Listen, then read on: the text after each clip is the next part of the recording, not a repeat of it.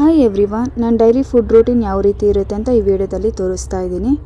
ನಾನು ಬೆಳಗ್ಗೆ egg fried rice ಮಾಡಿದ್ದೆ. ಈ ಎಗ್ ಫ್ರೈಡ್ ರೈಸ್ ಇನ್ ಡೀಟೇಲಾಗಿ ಕ್ಯಾಪ್ಚರ್ ಮಾಡ್ಕೊಳ್ಳೋದಕ್ಕಾಗಲಿಲ್ಲ, ಬೇಗ ಆಗಬೇಕು ಅಂತ ಟೈಮ್ ಇರಲಿಲ್ಲ. ಹಾಗೆ ಯಾವ ರೀತಿ ಮಾಡಿದೆ ಅಂತ ಹೇಳ್ತಾ ಇದ್ದೀನಿ. ಒಂದು ಜಾರ್ಗೆ ಶುಂಠಿ, ಬೆಳ್ಳುಳ್ಳಿ, ಕೊತ್ತಂಬರಿ ಸೊಪ್ಪು, ಹಾಗೆ ಪುದೀನ, ಹಸಿರು ಮೆಣಸಿಗೆ ಹಾಕಿ ಗ್ರೈಂಡ್ ಮಾಡಿಕೊಂಡೆ. ಒಂದು ಬಾಣಲಿಯಲ್ಲಿ ಸ್ವಲ್ಪ ಎಣ್ಣೆ, ಕರಿಬೇವು, ಈರುಳ್ಳಿ ಮತ್ತು ಚಿಕ್ಕದಾಗಿ ಕಟ್ ಮಾಡಿರುವಂಥ ತರಕಾರಿಗಳನ್ನ ಹಾಕ್ಬಿಟ್ಟು ಫ್ರೈ ಮಾಡಿಕೊಂಡೆ. ನೆಕ್ಸ್ಟು ರುಬ್ಕೊಂಡಿರುವಂಥ ಪೇಸ್ಟ್ನ ಅದಕ್ಕೆ ಸೇರಿಸ್ಕೊಂಡು ಮತ್ತೊಮ್ಮೆ ಫ್ರೈ ಮಾಡಿಕೊಂಡು 2 ಮೊಟ್ಟೆನ ಒಡೆದು ಅದಕ್ಕೆ ಹಾಕ್ಬಿಟ್ಟು ನೀಟಾಗಿ ಫ್ರೈ ಮಾಡಿಕೊಂಡೆ. ನೆಕ್ಸ್ಟು ರೈಸ್ನ ರೆಡಿ ಮಾಡಿ ಇಟ್ಕೊಂಡಿದ್ದೆ ಮೊದಲೇ. ಆ ರೈಸ್ನ ಅದಕ್ಕೆ ಹಾಕ್ಬಿಟ್ಟು ಮಸಾಲಗಳ ಸ್ಪೈಸಸ್ನ ಆ್ಯಡ್ ಮಾಡ್ತಾ ಹೋದೆ. ಸ್ವಲ್ಪ ಗರಂ ಮಸಾಲ, ಖಾರದ ಪುಡಿ, ಕೊರಿಯಾಂಡರ್ ಪೌಡರ್, ಎಗ್ ಮಸಾಲ ಇದ್ದರೆ ಎಗ್ ಮಸಾಲ ಹಾಕ್ಬೋದು, ಅಥವಾ ಚಿಕನ್ ಮಸಾಲ ಇದ್ದರೆ ಚಿಕನ್ ಮಸಾಲ ಕೂಡ ಹಾಕ್ಬೋದು. ಇದೆಲ್ಲ ಹಾಕ್ಬಿಟ್ಟು ಜೊತೆಗೆ ಪೆಪ್ಪರ್ ಪೌಡರ್ ಹಾಕಿ ಮಿಕ್ಸ್ ಮಾಡಿಕೊಂಡ್ರೆ ಎಗ್ ಫ್ರೈಡ್ ರೈಸ್ ರೆಡಿ ಆಗುತ್ತೆ. ತುಂಬಾ ಟೇಸ್ಟಿಯಾಗಿರುತ್ತೆ, ಬೇಗನೆ ಆಗೋಗ್ಬಿಡುತ್ತೆ. ನೆಕ್ಸ್ಟು ನಾನು ಮಧ್ಯಾಹ್ನದ ಊಟಕ್ಕೆ ಗೋಬಿ ಕರಿ ಅಂದರೆ ಹೂಕೋಸಿಂದ ಮಾಡಿರುವಂಥ ಗ್ರೇವಿ ಮಾಡಿದ್ದೆ. ಅದ್ರ ಜೊತೆಗೆ ತವಾ ಪ್ಲೇನ್ ಪರೋಟ ಕೂಡ ಮಾಡ್ಕೊಂಡಿದ್ದೆ. 2 ರೆಸಿಪಿ ಇದರಲ್ಲೇ ಕೂಡ ಕ್ಯಾಪ್ಚರ್ ಮಾಡಿ ಹಾಕ್ತಾಯಿದ್ದೀನಿ. ಮೊದಲಿಗೆ ನಾನು ಒಂದು ಪಾತ್ರೆಗೆ ನೀರು ಹಾಕ್ಬಿಟ್ಟು ಅದಕ್ಕೆ ಅರಿಶಿನ ಪುಡಿ, ಸ್ವಲ್ಪ ಉಪ್ಪು ಹಾಕಿ ಕಟ್ ಮಾಡ್ಕೊಂಡಿರೋ ಹೂಕೋಸನ್ನ ಹಾಕಿ ಚೆನ್ನಾಗಿ ಬೇಯಿಸ್ಕೊಂಡೆ. ನಂತರ ಇನ್ನೊಂದು ಪಾತ್ರೆಯಲ್ಲಿ ತಣ್ಣೀರು ಹಾಕಿ ಬೇಯಿಸಿರುವಂಥ ಹೂಕೋಸನ್ನ ಇನ್ನೊಂದು ಸಲ ವಾಶ್ ಮಾಡಿಕೊಂಡೆ. ಏನಾದರೂ ಹುಳ ಇದ್ದರೆ ಎಲ್ಲ ಹೋಗಬೇಕು, ಆ ರೀತಿ ವಾಶ್ ಮಾಡ್ಕೊಬೇಕು. ಫಸ್ಟ್ ಟೈಮ್ ಒಂದು ಸಲ ವಾಶ್ ಮಾಡ್ಕೊಂಡಿದ್ದೆ ಬೇಯಿಸೋದಕ್ಕಿಂತ ಮೊದಲೇ. ಈಗ ಒಂದು ಸಲ ವಾಶ್ ಮಾಡ್ಕೊಳ್ತಾ ಇದ್ದೀನಿ ತಣ್ಣೀರಲ್ಲಿ. ಈಗ ಇದನ್ನ ಸಪ್ರೇಟಾಗಿ ಒಂದು ಪ್ಲೇಟಾಗಿ ಎತ್ತಿಡ್ತಾ ಇದ್ದೀನಿ. ನೆಕ್ಸ್ಟು ಒಂದು ಬಾಣಲಿ ಇಟ್ಟು ಆ ಬಾಣಲಿಯಲ್ಲಿ ಸ್ವಲ್ಪ ಎಣ್ಣೆ, ಸ್ವಲ್ಪ ತುಪ್ಪ ಹಾಕ್ಬಿಟ್ಟು ಪಲಾವ್ ಎಲೆ, ಜೀರಿಗೆ, ಸಾಸಿವೆ, ಹಾಗೆ ಒಂದು ಚಿಟಿಕೆ ಹಿಂಗು, ಸ್ವಲ್ಪ ಸೋಂಪು, ಹಾಗೆ ಕಟ್ ಮಾಡಿರುವಂಥ ಈರುಳ್ಳಿ ಹಾಕಿ ಫ್ರೈ ಮಾಡ್ಕೊಳ್ತಾ ಇದ್ದೀನಿ. ಈರುಳ್ಳಿ ಗೋಲ್ಡನ್ ಬ್ರೌನ್ ಕಲರ್ ಬರೋ ತನಕ ನೀಟಾಗಿ ಫ್ರೈ ಮಾಡ್ಕೊಳ್ಬೇಕು. ಹಾಗೆ ಇದಕ್ಕೆ ಶುಂಠಿ ಬೆಳ್ಳುಳ್ಳಿ ಪೇಸ್ಟ್ ಕೂಡ ಆ್ಯಡ್ ಮಾಡ್ತಾ ಇದ್ದೀನಿ. ಇದನ್ನು ಕೂಡ ನೀಟಾಗಿ ಫ್ರೈ ಮಾಡ್ಕೊಳ್ಬೇಕು. ಹಾಗೆ ಚಿಕ್ಕದಾಗಿ ಕಟ್ ಮಾಡಿರುವಂಥ ಟೊಮೊಟೊ ಕೂಡ ಈಗ ಸೇರಿಸ್ಕೊಳ್ತಾ ಇದ್ದೀನಿ. ಟೊಮೊಟೊನ ಪ್ಯೂರಿ ಕೂಡ ಮಾಡಿ ಹಾಕ್ಬೋದು, ಅಥವಾ ಚಿಕ್ಕದಾಗಿ ಕಟ್ ಮಾಡಿ ಕೂಡ ಹಾಕ್ಬೋದು. ಹಾಗೆ ಸ್ವಲ್ಪ ರುಚಿಗೆ ತಕ್ಕಷ್ಟು ಉಪ್ಪು ಕೂಡ ಹಾಕಿ ಸ್ವಲ್ಪ ಫ್ರೈ ಮಾಡಿ ಕ್ಲೋಸ್ ಮಾಡಿ ಇಡ್ತಾ ಇದ್ದೀನಿ.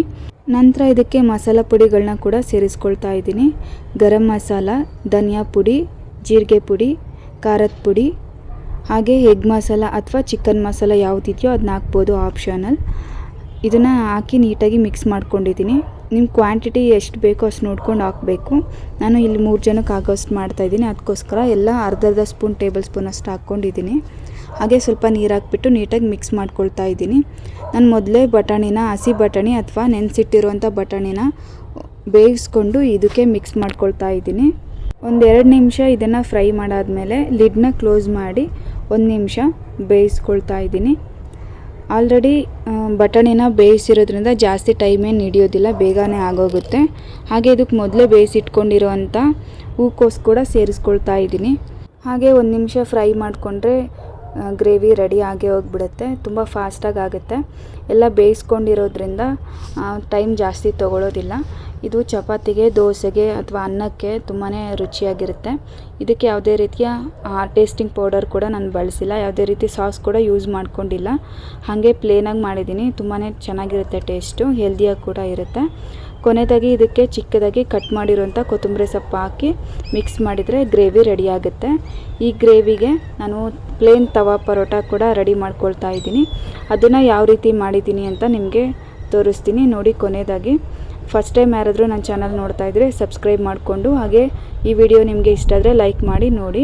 ಹಾಗೆ ಮುಂದೆ ಇದೇ ರೀತಿ ವಿಡಿಯೋಗಳನ್ನ ಅಪ್ಲೋಡ್ ಮಾಡ್ತಾ ಇರ್ತೀನಿ, ಸಪೋರ್ಟ್ ಮಾಡ್ತಾ ಇರಿ. ಇನ್ಸ್ಟಾಗ್ರಾಮ್ ಕೂಡ ಯೂಸ್ ಮಾಡ್ತೀನಿ, ಕಾವ್ಯ ಅಜಯ್ ಅಂತ ಇದೆ, ಅದನ್ನು ಕೂಡ ಹೋಗಿ ನೀವು ಫಾಲೋ ಮಾಡ್ಬೋದು.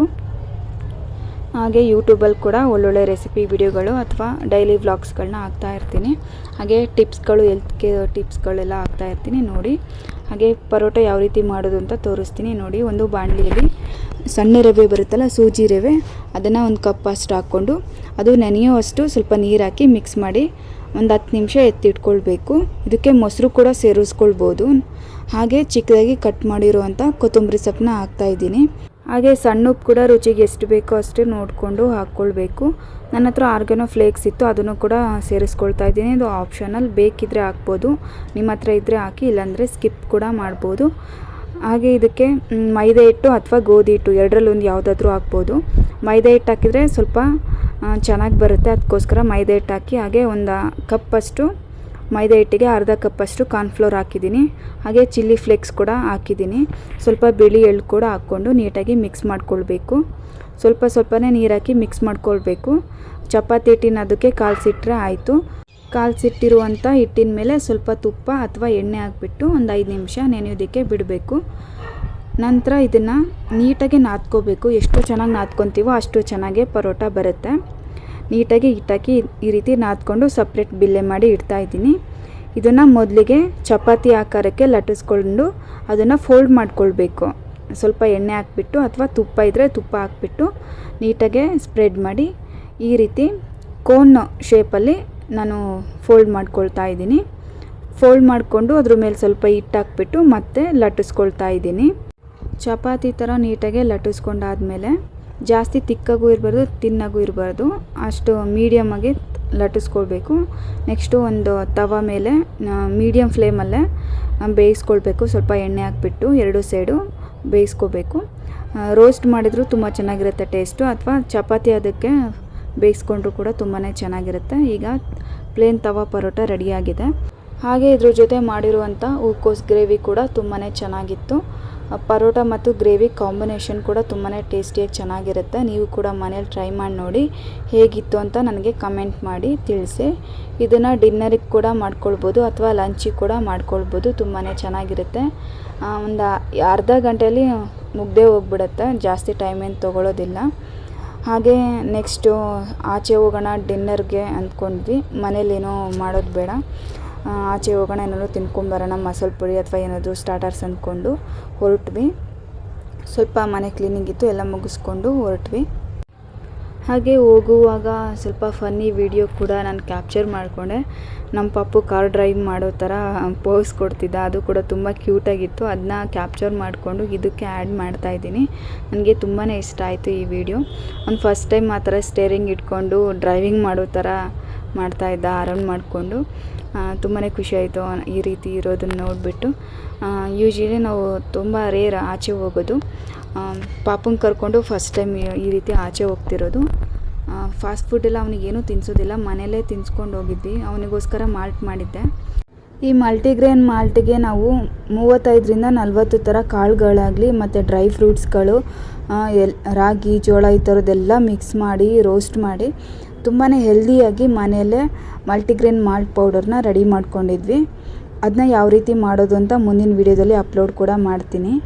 ಔಟ್ಸೈಡ್ ಸಿಗುವಂಥ ಸರ್ಲಿಕ್ಗಳಿಗಿಂತ ನಾವು ಮನೆಯಲ್ಲೇ ಫ್ರೆಶ್ಶಾಗಿ ಪ್ರಿಪೇರ್ ಮಾಡ್ಕೊಳ್ಳೋ ಅಂಥ ಮಾಲ್ಟ್ ಪೌಡರ್ ತುಂಬಾ ಹೆಲ್ದಿಯಾಗಿರುತ್ತೆ. ಹಾಗೆ ಟೇಸ್ಟ್ ಕೂಡ ತುಂಬಾ ಚೆನ್ನಾಗಿರುತ್ತೆ. ಯಾವುದೇ ರೀತಿಯ ಸಕ್ಕರೆ ಅಥವಾ ಬೇರೆ ಪ್ರಿಸರ್ವೇಟಿವ್ನ ಆ್ಯಡ್ ಮಾಡದೆ ಮಾಡೋದ್ರಿಂದ ಪಾಪುಗೂ ಕೂಡ ಹೆಲ್ತ್ ಕೂಡ ತುಂಬ ಚೆನ್ನಾಗಿರುತ್ತೆ. ಅಷ್ಟೇ ಅಲ್ಲ, ಇದರಲ್ಲಿ ತುಂಬಾ ಹೆಲ್ತ್ ಬೆನಿಫಿಟ್ ಇದೆ. ಏನಪ್ಪ ಅಂದರೆ ಬೇಬಿ ಬ್ರೈನ್ ಡೆವಲಪ್ಮೆಂಟ್ ಕೂಡ ತುಂಬ ಫಾಸ್ಟಾಗಿ ಆಗುತ್ತೆ. ತುಂಬ ಕ್ವಿಕ್ಕಾಗಿ ರೆಸ್ಪಾನ್ಸ್ ಕೂಡ ಮಾಡೋದಕ್ಕೆ ಸ್ಟಾರ್ಟ್ ಮಾಡ್ತಾರೆ. ತುಂಬ ಆ್ಯಕ್ಟಿವ್ ಆಗಿರ್ತಾರೆ, ಬೇಗ ಎನರ್ಜಿ ಡೌನ್ ಆಗೋದಿಲ್ಲ. ಹಾಗೆ ವೆಯ್ಟ್ ಕೂಡ ಇನ್ಕ್ರೀಸ್ ತುಂಬ ಚೆನ್ನಾಗಾಗುತ್ತೆ. ಯಾವಾಗಲೂ ಆ್ಯಕ್ಟಿವ್ ಆಗಿರ್ತಾರೆ, ಜೊತೆಗೆ ಬೇಬಿ ಬೆಳವಣಿಗೆ ಕೂಡ ತುಂಬ ಫಾಸ್ಟಾಗಿ ಆಗುತ್ತೆ. ನೆಕ್ಸ್ಟು ಮುಂದಿನ ವಿಡಿಯೋಗಳಲ್ಲಿ ಬೇಬಿ ನೇಮ್ಸ್ಗಳನ್ನ ಅಥವಾ ಬೇಬಿಗೆ ರಿಲೇಟೆಡ್ ಆಗಿರುವಂಥ ವಿಡಿಯೋಗಳನ್ನ ಮಾಡಿ ಅಪ್ಲೋಡ್ ಮಾಡೋಣ ಅಂದ್ಕೊಂಡಿದ್ದೀನಿ. ಯುನೀಕ್ ಆಗಿರುವಂಥ ಬೇಬಿ ನೇಮ್ಸ್ಗಳು ಅಥವಾ ಚೆನ್ನಾಗಿರುವಂಥ ಮೀನಿಂಗ್ಫುಲ್ ಆಗಿರುವಂಥ ಬೇಬಿ ನೇಮ್ಸ್ಗಳನ್ನ ಸೆಲೆಕ್ಟ್ ಮಾಡಿಕೊಂಡು ಅದನ್ನು ವಿಡಿಯೋ ಮೂಲಕ ಎಡಿಟ್ ಮಾಡಿ ಅಪ್ಲೋಡ್ ಮಾಡೋಣ ಅಂದ್ಕೊಂಡಿದ್ದೀನಿ. ಎಲ್ಲರಿಗೂ ಯೂಸ್ ಕೂಡ ಆಗುತ್ತೆ. ತುಂಬ ಜನ ಕೇಳ್ತಾ ಇರ್ತಾರೆ, ನಾನು ಕೂಡ ರೆಫರ್ ಮಾಡ್ತಾ ಇರ್ತೀನಿ ಒಳ್ಳೊಳ್ಳೆ ನೇಮ್ಸ್ಗಳು. ನೀವು ತುಂಬ ಯೂನಿಕ್ ಆಗಿರೋ ನೇಮ್ಸ್ಗಳನ್ನ ಹೇಳ್ತೀರಾ ಅಂತ ಹೇಳ್ತಿರ್ತಾರೆ. ಅದಕ್ಕೋಸ್ಕರ ಸಪ್ರೇಟಾಗಿ ವಿಡಿಯೋ ಮಾಡಿ ಹಾಕಿದರೆ ತುಂಬ ಜನಕ್ಕೆ ಹೆಲ್ಪ್ ಕೂಡ ಆಗುತ್ತೆ. ನಿಮ್ಮ ಸಪೋರ್ಟ್ ಯಾವಾಗಲೂ ನನ್ನ ಜೊತೆ ಇದ್ದರೆ ನಾನು ಇನ್ನೂ ಒಳ್ಳೊಳ್ಳೆ ಕಂಟೆಂಟ್ ವೀಡಿಯೋ ಕೂಡ ಮಾಡಿ ಅಪ್ಲೋಡ್ ಮಾಡ್ತಾ ಇರ್ತೀನಿ. ನನಗೇನಾದರೂ ಮೋಟಿವೇಶನ್ ಬೇಕು ವೀಡಿಯೋಸ್ ಮಾಡಬೇಕು ಅಂದರೆ, ತುಂಬ ಚೆನ್ನಾಗಿ ವ್ಯೂಸು ಲೈಕ್ಸು ಚೆನ್ನಾಗಿ ಬಂತು ಅಂದರೆ ನಾನು ವೀಡಿಯೋಸ್ ಕೂಡ ಮಾಡೋದಕ್ಕೆ ತುಂಬ ಖುಷಿ ಅನಿಸುತ್ತೆ. ಇತ್ತೀಚೆಗೆ ಯಾಕೋ ವ್ಯೂಸ್ಗಳೇ ಬರ್ತಿಲ್ಲ ಯೂಟ್ಯೂಬಲ್ಲಿ, ತುಂಬಾ ಬೇಜಾರಾಗ್ತಿದೆ. ಆದರೂ ಕಂಟಿನ್ಯೂಷನ್ ಬಿಡಬಾರ್ದು ಅಂತ ವೀಡಿಯೋಸ್ ಮಾಡಿ ಅಪ್ಲೋಡ್ ಮಾಡ್ತಾ ಇರ್ತೀನಿ. ಹಾಗೆ ಕೊನೆಯದಾಗಿ ಏನೆಲ್ಲ ಚಾಟ್ಸ್ ತಿಂದ್ವಿ ಅಂತ ಕೂಡ ಇದರಲ್ಲಿ ಕೊನೆಯದಾಗಿ ಸೇರಿಸ್ತಾ ಇದ್ದೀನಿ.